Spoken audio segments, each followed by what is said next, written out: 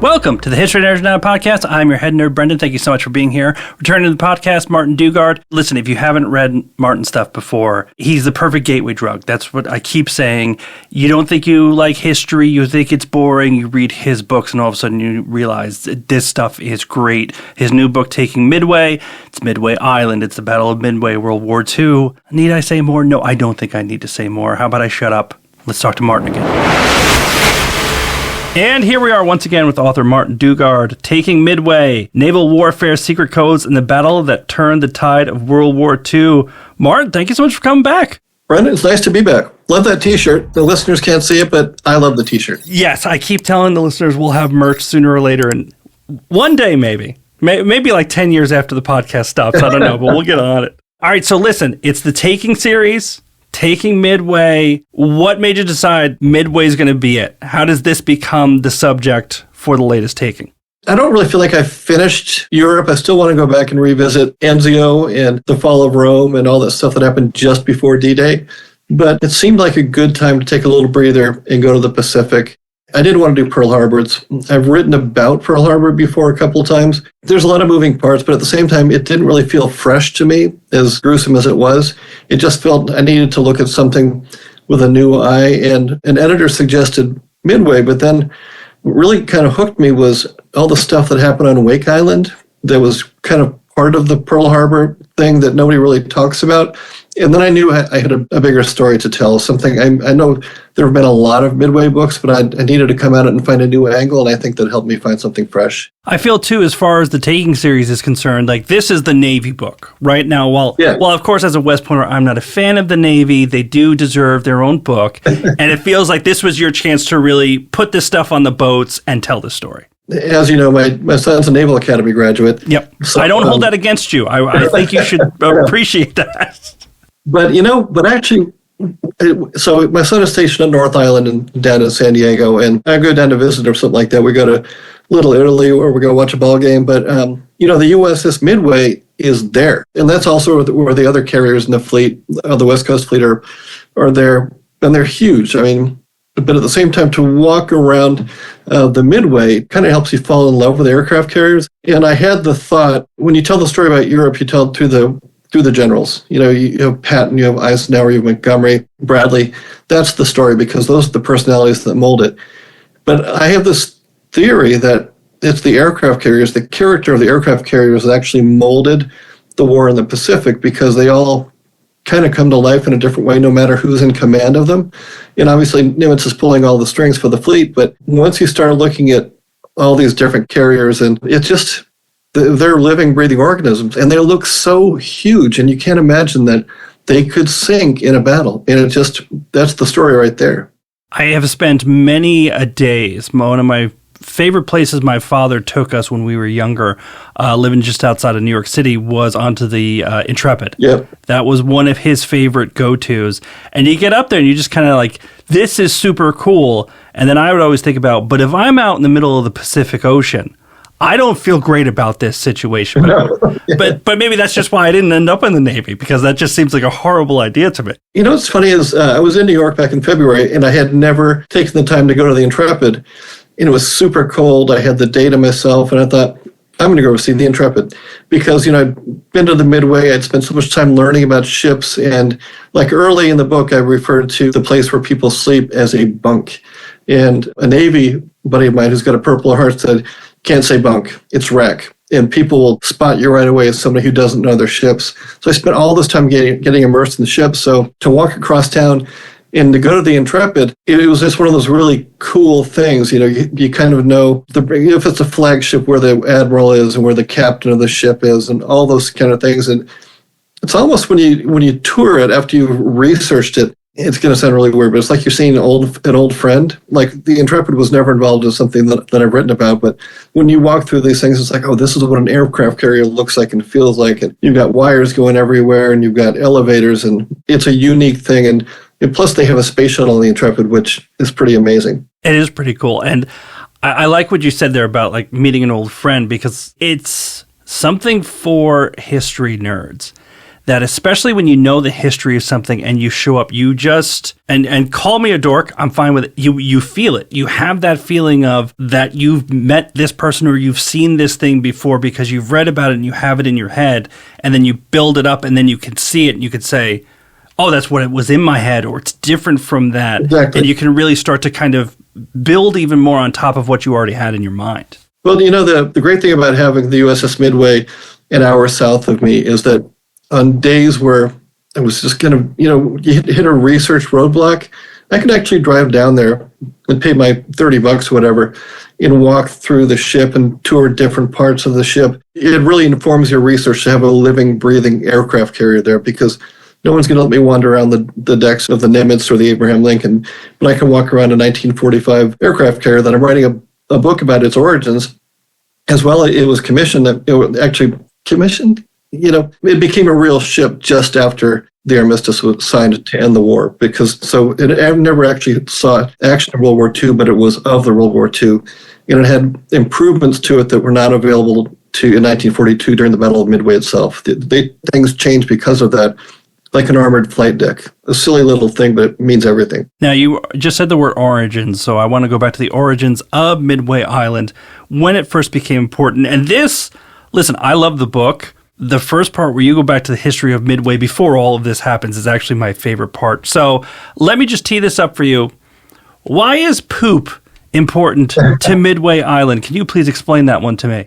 You have to go to Alexander von Humboldt, who was a legendary German explorer. He did this epic trip through South America, up the Amazon and the Orinoco. And at some point he found himself on the Pacific side, and all of a sudden he learned that the power of the fertilizer, because what ships would do, they'd be sailing home from the gold fields and they would fill their holds with fertilizer, bird fertilizer that was mined off the coast of Peru.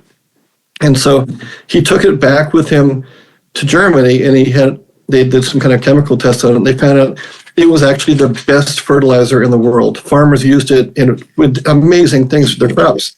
And so what happened was it became this whole global hunt for this ultimate fertilizer. And a lot of it was driven by the southern farmers looking for a way to revitalize their soil, for their cotton plantations. Anyway, Midway's discovered in the mid-1859, but there was an act that had passed through Congress. It was actually part of what is now called the State of the Union Address, where they basically said, we need bird poop. We need tons of it. It's a national mandate to find all that we can. And so the first guy who set foot on Midway was looking for bird poop. And he was going to make his fortune and there were tons of birds. I mean, there were literally hundreds of thousands of birds everywhere on Midway, no shortage of bird poop. And so literally that's how it became this pivotal place right in the middle of the Pacific Ocean. I think some people will hear the term, the Guano Islands Act. Yeah. Right? Because first of all, they got to church that up. They can't say Bird Poop Islands Act. Yeah. But I think that's something, and I'm trying to remember back in the day when you're learning about World War II, sometimes it's just, oh yeah, there's this weird act, and nobody ever explains what that is. It's always skipped over. It's like it might say Guano Islands Act, and then they're like, on to our next thing. Nobody takes the time to sit there and say, well, what the heck was that? Yeah, exactly. Some people don't even know what guano is, so they're going to gloss right over it. It's like gazpacho or something, or avocado. And the fact that those original islands off the coast of Ecuador were just huge. I mean, mountains of this stuff that the birds had deposited over centuries. And then, of course, they invented Miracle-Gro, and nobody needed the stuff anymore. Poor guano. Now it's just going to sit there all by itself. You already mentioned something else, too. And listen, you're a historian. You never get in the way of the story. That's one of the most important things. But this is probably the first time I've read a bunch of your books. You start talking about Wake Island in here. And there's an anger that comes out of you about how this story is completely ignored in the Pacific Theater. If you're a historian, you're going to hear about it. You're going to know how terrible it was. But otherwise, it's completely skipped over. And that ticks you off, doesn't it? It does. And I'm going to tell you a real funny aside. I wrote the whole thing, so I knew about Wake. And then remember Christopher Walken's speech about the watch in Pulp Fiction? Yes, sir. Well, Bruce, what's his name? His grandfather, something like that. He's on Wake Island when it falls. And so part of that whole speech is talking about he's Wake Island, he's captured by the Japanese, and he finds a special place to carry the watch. And it's all about Wake Island. And I never knew it until I had actually written the story. But yeah, why does it make me angry? Because a lot of times when I'll write history, I mean, it's easy to cite names and dates and stuff like that. But I think because I've got a son who went through the academy, and I know how, as you know, what a small community that officer corps coming out of those institutions can be. And it was even more so at the start of the World War II because NROTC was just starting. So everybody who was literally somebody on a ship came out of the academy, so they knew each other. And they had so many commonalities. And so when I read that there were literally officers who were about to mutiny, to disobey the order to turn around, I thought that was remarkable. And so then I really put myself in their shoes. How would I feel if someone I know well or people I know well were abandoned and left behind? And then the more I got into it and really tried to put myself in their shoes, the more I felt very furious for them. And the anger that must have engendered and the helplessness is profound. Because Wake Island ends up becoming, a Japanese massacre. But it's not a singular event, too. And you talk about this, and I've never seen this in any other book on the Pacific Theater, putting people on an island, saying build it up as best you can, and knowing full well that if the Japanese decide that they want to throw everything at that island, you're dead in the water, literally. There's nothing you can do. You're building it up. You are basically a speed bump in the middle of the ocean. And a lot of these islands were set up that way, where you're sitting there hoping we can hold them off for a little while, but if no one's showing up, there's nothing else we can do. You think about it, it's one thing to build a base. You put in a runway, you put in, the stuff you need like air conditioning and generators and all that kind of stuff in bunkers. But if you don't have the firepower to hold off a Navy as large as Japan's, and when people think of a pre-World War II Navy, they think of the U.S., they think of Britain. Without a doubt, the naval powerhouse was Japan. And Japan had completely tossed aside the Washington Naval Treaty of 1921. They were completely committed to warfare. They've been building for war since they got all those islands from the Germans at the end of World War I. This was not something they were messing around about. And so unless you literally stationed an entire flotilla of warships off those islands, they could fall in just a matter of days, which is what happened at Wake. Now, the other thing we need to talk about, right, so we have it set up, everyone's in the Pacific. How important is code breaking? And also, how complicated was code breaking? Because I think when you read about World War II, especially from a high level, it's we broke the German code, we broke the Japanese code. Yeah, everything's great. We're on the way, but it's really not that simple. Even when you break the code, you haven't quite broken all of the code, right?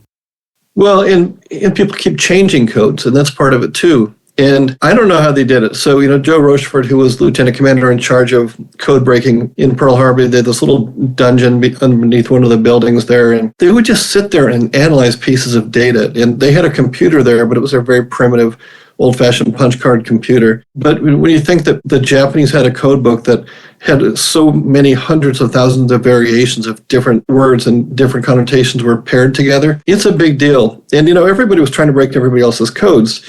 And so when we think of the Ultra stuff that went on in Europe, that didn't happen overnight. Now, now we look back at, we had Ultra, we knew everything. It's like, not really. It took a bit, and it's the same thing in the Pacific. And even going into Midway, just when it looked like we were really on the verge of cracking their code, they changed things. Like Rochefort was saying, all of a sudden they were working in the dark again. And on top of that, then he was under pressure from Washington and from Nimitz himself to make sure that he was completely accurate on whether or not the Japanese were attacking Midway or someplace else. A lot of people thought they were coming to Honolulu, what the date was going to be, how many ships were involved.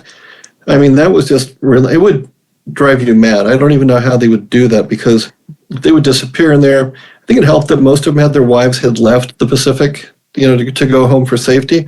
So they could be almost monastic in that, but that is a lot of thinking and second guessing. And it's like trying to put together like a 50,000 piece jigsaw puzzle, and you're missing several pieces throughout that could bring the whole thing together. I would love to talk about these code breakers, right? Because they are so important to winning World War II. There's no question about that. What were these guys like? Were they the type, a spick and span 24/7, that fully pressed uniform, saluting everyone 24/7? Because that's what it takes to get stuff done, right, Martin? Yeah, exactly. That's what it does. And I think to Nimitz's credit, he set aside that whole attitude, like, let's let these crazy men, and they admitted that they were a little bit off. He turned a blind eye to like Rochefort when he went to work, he took off his shoes, he put on slippers, he put on a smoking jacket, and he spent the whole day like that, even when an admiral like Nimitz comes down to talk to him. And so they lived in that world. And like one of the guys, I found this fascinating, he wrote short stories on the side for the Saturday Evening Post, and some of those later became the foundation of Star Trek. So that's how wide-ranging these guys were with they were not, the kind of spit and polish people that you would think of as being military officers. They were slightly crackpot people with enormous intelligence and intuition who did a very impossible job. How close were we to missing the Midway Island battle? How close was it that we had the information, we had the intelligence, we knew where to be, who was going to be there, and how we had to fight that battle? Was that something we knew weeks ahead of time before it happened, or was this a close run thing? As early as March, we knew that AF was the symbol for Midway, the Japanese symbol for Midway. And, and then originally they thought that the battle was going to take place like the end of May. And then they had to revise those estimates as they got things. I think the bigger thing is not knowing ahead of time, but it was two things I think were crucial. First of all, the Yorktown was very badly damaged at the Battle of Coral Sea. Traveled thousands of miles, made it back into Pearl Harbor. They immediately put it in dry dock, and they turned that ship around. They got it right back out in just a few days. Literally, it had bombs that had gone straight all the way down into the bowels of the ship. They fixed everything. So that allowed them to have the Americans have 3 carriers instead of 2 at the battle. And I think the other thing, too, is just the sheer luck in finding the Japanese carriers. There were 2 phases to the battle. You have the island itself, and then you have the naval battle, which was the aircraft carriers and their forces around them. So the Japanese attacked the island first, and it was the aircraft that attacked the island were making their way back to the aircraft carriers. That's about the time that we launched our planes to find those aircraft carriers. And our aircraft really weren't that good. The Japanese Zero is one of the finest aircraft of the war until, let's say, the P-51 came in or they really upgraded the Spitfire. The 4 biggest planes, the P-51, the Me-109, the Spitfire, and the Zero, those are the 4 big planes. We didn't have those in the Pacific. We had torpedo bombers, which were notoriously slow and exposed because they were so slow and had to come down to ocean level to launch their torpedoes, most of which didn't work because we made bad torpedoes or they were very old. Then you had the Dauntless Dive Bomber, which started its descent at about 20,000 feet. But as you're coming down, that's also very exposed. And so, we didn't have a top-end fighter that was driving the Japanese out of the way so these torpedo bombers and dive bombers could do their work. It was just one of those things where as much as we knew, it was almost dumb luck that we found the carriers at all. And of course, this huge change around this time, especially with naval warfare, it used to be battleships, and the ships were going to shoot at each other, and then the aircraft carrier comes along, and you highlight this here, that the aircraft carriers never saw each other. The Japanese aircraft carriers never saw the American aircraft carriers, which means it was almost like a completely different type of war than anyone had kind of seen before. The pilots were the only ones seeing the other side. Yeah. And I opened the book with at the HMS Prince of Wales and all the stuff that happened with that ill-fated ship. There was such an arrogance, and I was about to call it a naivete, but it's beyond that. It's just a sheer arrogance that battleship commanders at that time would say, we're a battleship. No one can sink us. It's like, yeah, airplanes can sink you. And once airplanes put you all alone, you may have the best guns in town, but they can sink you, and which is exactly what happened. One of the things I really liked about writing the dive bomber sequence, because I read the accounts of the dive bomber pilots who placed those strategic strikes on the Japanese carriers, was that each Japanese carrier, their decks were made of teak, and then a yellowish tint to them. And they had done the red ball of the rising sun at one end of the flight deck. And it was like a target. It was like when the Germans bombed Warsaw, they would use the cross of the Red Cross as a target because it was like a bullseye. The Americans were able to do that with the rising sun on each of those flight decks.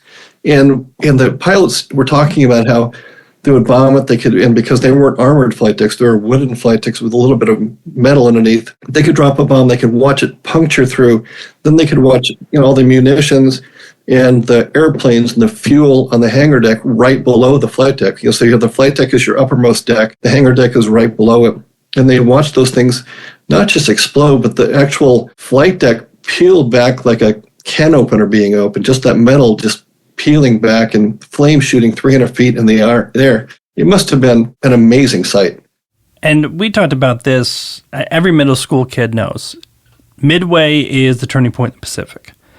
Is it as simple as saying the Japanese lost more aircraft carriers than they could afford to? Does it really come down to that? Is it that simple? Or do you think there's more to look at and for somebody to really understand why there was that big sea change, pun intended, at Midway? I think a couple things. I think that an aircraft carrier takes a long time to build. You don't get new aircraft carriers in a month. It's a matter of years.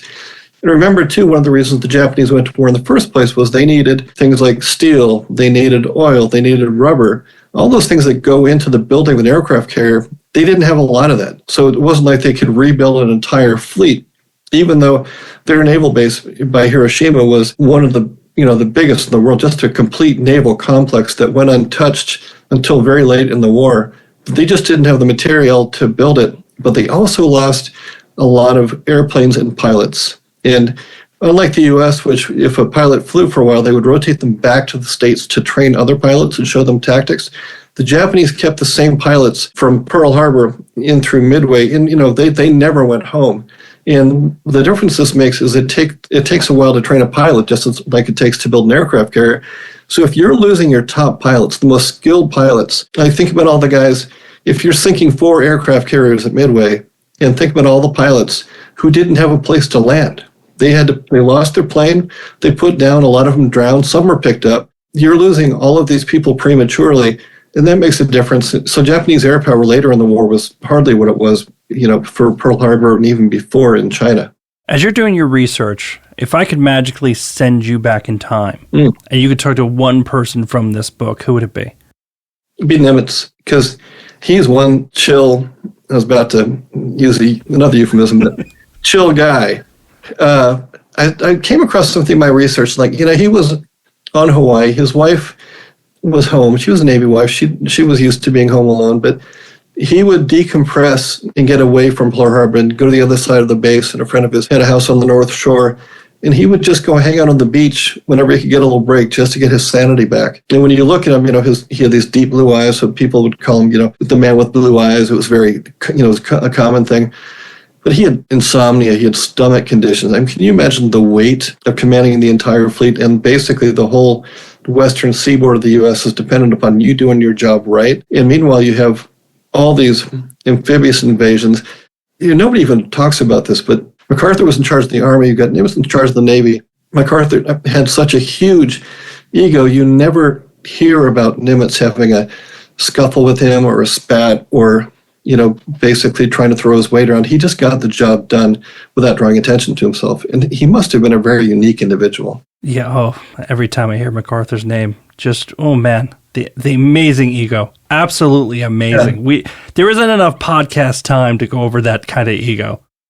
You know where his, ironically, he's buried in a Navy town. He's buried in Norfolk. His, by the way, the MacArthur Museum in Norfolk is outstanding, but curiously, it's right next to a shopping mall. It's not your usual historical thing, but yeah, he and his wife are buried there, but in a Navy town. You'd think he'd be at West Point or someplace like that. You would think so, but maybe we wouldn't let him come back. I don't know. I'm just putting it out there. I'm just making stuff up now, people. Yeah. I have to ask this. I have to. Yeah. Have you seen the movie Midway? And did it drive you nuts as a historian if you did? I saw the real big one, back when I was a kid. And by that, I mean it had all these big Hollywood stars. And I know another one came out recently. I'm not going to watch it because it's going to drive me crazy. And I'm going to sit there watching it. And I'm going to say to my wife, that didn't happen. That didn't happen. Mm-hmm. No, he wasn't like that at all. And she's going to get angry with me. And I've had a few books made into movies, and I love the movies.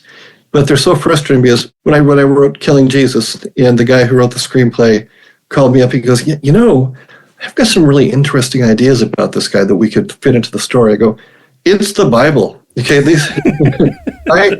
I researched the historical Jesus. There's a whole field of thinking about the historical Jesus. And he's like, no, we're going to throw that out. We're going to do this. It's like, all right, man, you can't stop these people. Well, it's very funny because it seems like for authors, because I've had this question come up so many times, there's two types. There's your type, which is like, I just got to not watch it. I'm going to lose my mind. Yeah. And others who just like, it's a different medium. I just completely ignore it. Yeah. And they can just like, oh, sure, I can sit down. Like trying to watch The Patriot. I lose my damn mind. I just, well, for me, and I'm sure you think of it the same way too, is history by itself can be told in an exciting way, and you don't have to change anything for it. And if you do for no reason whatsoever, I just lose my mind. But again, there's those other sets of people, God love them, who are just kind of like, it's a different medium. You just got to let it go and walk away from it. And I kind of lose my temper a little. Like you're walking me into one of my big arguments. I love history, and whenever I read academic history, I appreciate the intellect that goes into it and the gravity with which people approach history. But at the same time, history 9 times out of 10 is far more dramatic than any fiction that you can write, because the things that happen are just batshit crazy. So when I write history, I want people to read it as if they're reading like a real life Tom Clancy novel. I want them to turn the pages. I want them to be excited. I want them to have the emotional highs and lows of people, succeeding and failing and dying. All those things go into great history. And I think that a lot of people who make history into movies still labor under the misbelief that history is boring and dry. You read 3 pages before you fall asleep at night because that's all you can take, instead of ripping through the whole book. And I think Ridley Scott is better at that, but I think for the most part, if you get movie people that really are passionate about history and they realize that it's a great saga, then you're going to get a great movie. Until then, you're just going to get all the stuff that frustrates people like me. Well, especially the way you write, especially the Taking series. And, let's just talk about it. Let's put it out there. You do get flack from other people who are like very into my history needs to be written a certain way. And we talked about it on the last episode, and we can talk about it now. You're writing as a gateway drug. Like you're saying, you want it to be exciting. You're writing for the type of person who says, I don't want to read history. But it's like, well, hold on a second. Here, it's a couple hundred pages. It's going to focus on people. It's going to focus on not getting too far into the minutia. Does that bug you at all as an author where people are like, well, you're just writing shorter sentences and you're not digging into this stuff? Or do you just say, that's coming with the territory. I'm doing what I want to do? Yeah, sometimes people, they want something different from history. Like it has to be, paragraphs that are just one single sentence and it goes on and on and on. What I always fall back on is the research. If I'm telling you a story, but if it's grounded in so much research, and at the same time, I'm using the narrative storytelling gifts that I've spent years crafting, I'm telling you a story and I'm asking you to sit down and read it, but I'm also going to reassure you that it is so based in hours of research and minutia. And if you don't want to read it because it's not history presented the way that you think history should be presented, well, then you're missing out. It's just one of those things where I want it to be cinematic. I want people to sit down and get sucked in right away. I want them to feel like they're on one of the carriers. They're in one of the dive bombers. They're on Midway, like John Ford was, the great Hollywood director. I don't want to meander around for 5 pages to finally get to the point. I want to take you there right away. Speaking of writing, right, do you get to read nonfiction for yourself just to have fun? And building off of that, is there anybody you want to recommend right now that people need to be reading their books? Or do you have any buddies who their books are coming out soon and you want to plug them? Anything comes to mind? Oh, God, you put me on the spot. Yes. But first of all, like right now, I've got 3 books going. I've got one of Rick Atkinson's, the 3rd book in the Liberation trilogy. I'm reading Friday Night Lights just because my agent represents Buzz Bissinger, and I'm finding out it's actually a really great book, and football is almost more of a metaphor than anything else. It's a great, great book. And what else am I reading? I'm reading Mark Greaney. He does the Gray Man series, which is just, it's not history, it's just great fiction. It's like a palate cleanser. If you sit down at the end of a long day, walking through history and getting 2 steps forward, 1 step back, if you read this great spy thriller, it's just like, man, okay, this is why I like to write. And like I said before the break, I mean, the 2 books I recommend to people, I've got a library full, but 2 books I recommend. The number 1 book is Michael Herr's Dispatches. I think it's the best book ever. It's about the Vietnam War. He wrote for Esquire magazine. I've read it 10 times. It's the best writing I've ever read about warfare by somebody who was at a lot of these pivotal battles, and I can't recommend it enough. And then the other one I'm reading, Martol's A Gentleman in Moscow, which is not history, but I love it so much that I live it. I give it as a gift to people all the time, just saying, you want to read good storytelling, read this book. Well, Martin, the last one, of course, is, why should people read this book if they're not history readers? We already hammered that one home. We're done with that one, checking that box. So I'm going to ask you this to end this one. What's next? All right. Are we done with the Taking series? Is it paused? Do you have another one in the hopper? What do we expect next from you? And considering your output, we should have a new book from you in about 2 weeks, right? Actually, the new deadline is 5 weeks, so it's coming.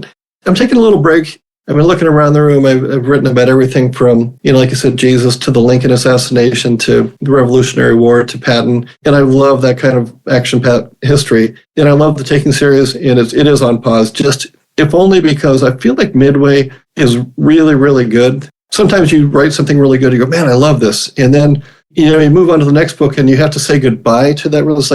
It's like breaking up with a girlfriend. It's like, okay, history book, I love you, but I gotta find a new flame here. And I want to let the story organically of World War II kind of percolate for a while before I go back to it, because there will be something at some point, either in the Pacific or Europe, that is going to continue it. But for now, I'm writing a book about the 1970s running boom. I grew up as a runner. Now I'm a high school coach in addition to writing books. I've been doing that for 20 years. Near and dear to my heart. And it's just one of those histories that it's like any great history. It sounds like, do I really want to read that? And then if you write it well enough, people go, man, I didn't know any of that. I really want people to feel the passion for running that I feel. So that's the next one. I'm having a great time with it. I'm getting to talk to a bunch of my childhood heroes. And I will say this, when you write about dead people, it's a lot easier because you can kind of examine their lives, and they're not going to call you up and say, hey man, you really got it wrong. Nimitz can't call me, and that's not going to happen. But some of these people I'm talking to now are the people who were my idols when I was, 10, 11, 12 years old. And it's really fascinating. I really want to get the history right, and I want them to come back and tell me I got it right. That's my goal with this one, and to make it, again, a page turner. I want people to really rock and roll on this one and see what a profound time this was in our country. Well, Martin, I love Taking Midway, just like all the rest of the Taking books. I hate running, but I will still read the hell out of that book when it comes out. It's the goal. It's like I want people that are non-runners to read it and go, all right, I get it. Exactly, just like that. As long as it doesn't feel like running, I'll be good to go. Yeah, exactly. Well, Martin, thank you once again. I'm telling everybody to get Taking Midway. Brendan, thanks so much. I always enjoy our conversation. And that's it for this episode. Martin, thank you so much. Taking Midway. Go out and get it, folks. You're going to love it. In the meantime, hit us up Twitter, Instagram, Facebook. Don't forget the YouTube channel. Until next time, nerds, stay cool.